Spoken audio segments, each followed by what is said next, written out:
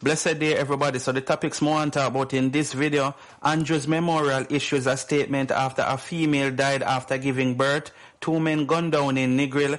Jamaican man sentenced to 29 years for raping schoolgirls, and more updates on the COVID-19 cases in Jamaica. So the first thing we're going to talk about is Andrew's Memorial speaking on this whole thing, because you know, it make a lot of persons upset right now. So we could get right into the story. Andrew's Memorial response as issue re-pregnant mother's death deepens. Officials from Andrew's Memorial Hospital Limited have drafted a statement with their outline of what happened to the pregnant mother who late last week presented to the hospital for the delivery of her baby as arranged, but was later transferred to another health facility and subsequently died. The statement from the hospital indicated that the patient, 26-year-old university graduate Jodian Ferron, was admitted at the facility but was later transferred because she began to show COVID-19-like symptoms. The statement further said that as a result of the symptoms that the patient was showing, she was subsequently removed to another hospital, but that efforts were made prior to the transfer for her to be admitted to one of 2 major health facilities in the corporate area,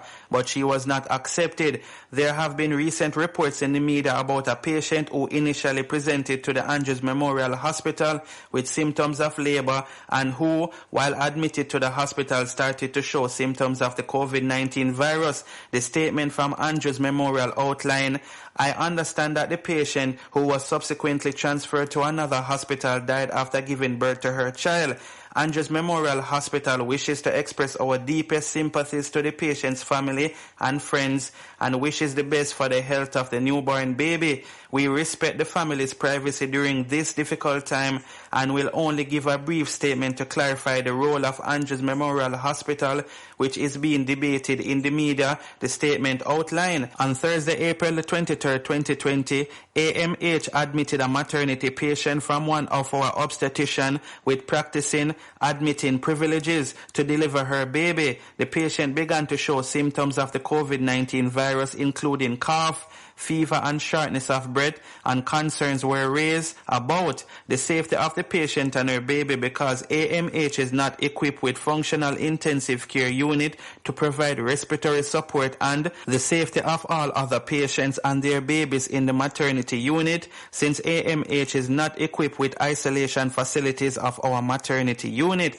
A decision was made to clear the maternity unit of all other patients to ensure their safety. The UHII and Victoria Jubilee Hospital were contacted about transfer of the patient, but they refused to accept the patient. The statement indicated a plan was put in place to manage the patient by her physician. On Friday morning, her doctor recommended an urgent C-section. The statement continued. The patient was then prepped and made ready for surgery at AMH. Other surgeries were postponed, facilitating her surgery. Her physician's team of independent anesthesiologists refused to participate in the surgery. As a result of this, the nearest hospitals with the required facility, UHII and Victoria Jubilee, were contacted, and again, both refused to accept the patient. AMH was eventually able to secure a transfer of the patient to the Spanish Town Hospital, where she delivered her baby after collaborating with the National Emergency Operations Center. We understand that after delivering the baby, she was transferred to the UHII, where she passed away. AMH cannot comment on the care the patient received at other hospitals, the statement added. In its many years of operation, AMH has always ensured the highest quality treatment for patients with the resources available. During this difficult time for our nation, AMH plays its part by accepting non-COVID-19 patients in medicine, gynecology and obstetrics, general surgery, neurosurgery, neurology, gastroenterology, urology, and cardiology from other hospitals. Our outpatient and emergency department, our laboratories and diagnostic service also continue to serve the public. We once again wish to reassure the public, our patients and our staff, that we will always put their safety and health first, and we remain committed to our service standards, the statement concluded.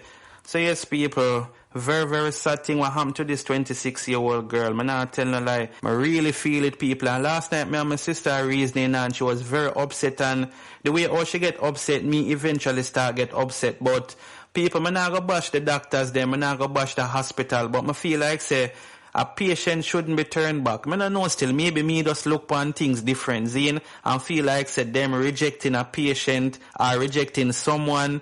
You know, me not feel like say that should be something that they should do or be able to do. You see what I say, people? Because see where it lead to now, and whole heap of people are bash the hospitals, whole heap of people are bash the doctors, them, the nurses, them and them thing. You see my people, we still have to give them respect and thing no matter what. But me see even Chris Tufton put out a statement about this, and me go play it so you can hear what him have to say. So listen this. Many of you would have heard of the untimely passing of a young woman who had her baby at the Spanish Town Hospital, having spent some time at the Andrews Memorial Hospital, and after giving birth, ended up at the University Hospital of the West Indies. There are a lot of stories going around as to what led to her untimely passing. Firstly, I want to express my deepest condolences and regret at her passing, to her family members, to her friends, and indeed to all of Jamaica.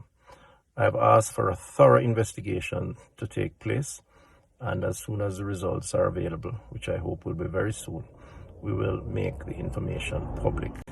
In the meantime, we will give whatever support is necessary to the newborn child, who I understand is stable and in hospital, and whatever counseling support we need. Yeah, man, people. So from your look for Minister Tufton face, you can see same feel it just like the whole of we, you see me? And we are all one, no matter what, So I feel like this could have been avoided. But at the end of the day, I am not a doctor or anything like that, so it's easy for me to say certain things. But I still have to agree with my personal opinion, say, I don't think they should reject anybody. And, just because of COVID-19 like symptoms, you see me? And at the end of the day, the girl never have COVID-19, and the whole thing just sad, people. You see me? But leave in the comments and let me know what you think about this. I'm going to move right on to the next story. 2 men gunned down in Negril, Westmoreland. The Westmoreland police are probing the shooting death of 2 men in the Whitehall area of Negril in the parish on Friday. The deceased are 23-year-old Wayne Clark alias Big Way and 28-year-old Donovan Stevenson, both laborers of Red Ground in Negril. Reports are that about 8 a.m., Stevenson and Clark went to Orchard Lane in Whitehall. While there, they went to a shop to make a purchase and were approached by armed men who opened gunfire, hitting them multiple times. The gunmen then fled the scene. The 2 wounded men were pronounced dead at a hospital. A manhunt has since been launched for the attackers. So yes, people, very sad and unfortunate news. But I feel like these 2 men did get trailed, and I just not feel like something randomly just happened while them there at the shop. You see me? I feel like man I watch them, maybe them and man catch up and man come for them or what. You see what I say, people? But as I say, it's very unfortunate. And you don't know, say anybody will have information, them for just talk up, don't protect them criminals here, you see me? And sadly, I gotta have people who still protect them regardless of them knowing, say, yo, the man, them just take life and them thing there. But leave in the comments and let me know what you think about this. I'm gonna move right on to the next story. 45 new cases bringing confirmed coronavirus tally to 350 locally. The Ministry of Health and Wellness National Surveillance Unit has advised that 45 samples tested positive for COVID-19 within the last 24 hours. This has brought the total numbers of confirmed cases in the island to 350. The 45 new cases are comprised of 19 males and 26 females, ranging in age from 1 year to 75 years. 11 of the 45 new cases are employees of a workplace cluster in St. Catherine. 14 are contacts of a confirmed positive employee of the workplace cluster. 10 are contacts of a confirmed case, and 10 are under investigation. 178 of the 350 confirmed cases are employees of the workplace cluster in St. Catherine. Overall, Jamaica now has 34 imported cases, 9 cases that are local transmission with no epidemiological link. 178 are local transmission cases related to the workplace cluster. 94 are contacts of a confirmed cases, and 35 cases are under investigation. A total of 395 samples were tested within the last 24 hours at the National Influenza Center and the National Public Health Laboratory, bringing the total number of samples tested to 3,000 1,262 with 350 positive, 2,890 negative, and 22 samples results pending. There are now 321 persons in isolation and 91 in quarantine at a government facility. 7 persons have died from the virus while 28 patients have recovered. So yes, people, that's it. I just want to make you know what's going on. So all you have to do is just take on a proper precaution. Same way, sanitize and all them things. You see me, that's all we can do. Preach it. Me can't go out there and tell you, say, yo, don't follow orders and run go out there, go on like you know no sense. You see what I say, people? So when you do the right thing, make sure so you know washing your hands. Always remember, wash your hands and do not touch the front of your mask because that's allegedly where the virus will land. Even though people, we really and truly supposed to cover our eyes as well because the virus can enter through your eyes, through your nose, and through your mouth. But at the end of the day, still, I just want to know if you stay safe and just do what you're supposed to do, you see me? Alright, so moving on to the final story. Jamaican who drugged and raped schoolgirls in UK get 29-year sentence. A 63-year-old Jamaican-born man who has been described as a violent sex predator who drugged and raped schoolgirls and forced some of them into prostitution is to serve a total of 29 years in prison in the United Kingdom.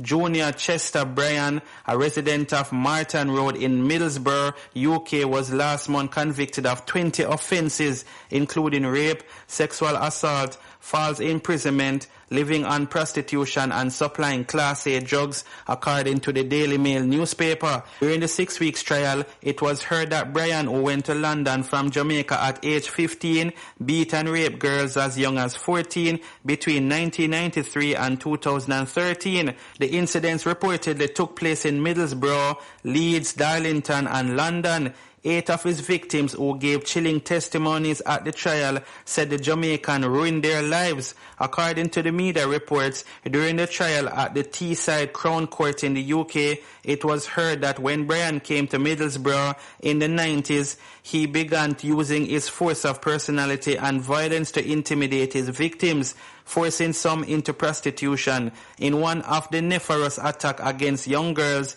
Bryan gave a 16-year-old student a joint, which is a ganja spliff, which he had laced with heroin without her knowledge. He then raped her several times and punched and partially strangled her, as well as hit her with a hammer. The victim, who gave a statement, said her dreams of becoming a beautician was destroyed by Bryan as her life changed following her ordeal. In other violent sexual acts, the Jamaican was said to have raped a 14-year-old, while another teenager only managed to escape when his actions were disputed by a visitor. Additionally, he drugged a young woman who reportedly saw him as a father figure and encouraged her to turn to a life of prostitution, according to the media reports. At Bryan's sentencing hearing last week, which was held via Skype due to the coronavirus, Judge Howard Crowson said the convict was a dominating, violent sexual offender who destroyed the lives of others to fulfill his sexual desires. The judge sentenced Bryan to 24 years in jail with an extended 5 years tariff, having determined that he was dangerous, the media reports indicated. So yes, man, justice served. Even though I feel like him deserve more than 29 years still, but that's just my opinion. Maybe that's why I couldn't be a judge, because I would have hand out some sentences were impossible, or some 200 years. And you know, say from me get 200 years, you have to just call that life, you see my people.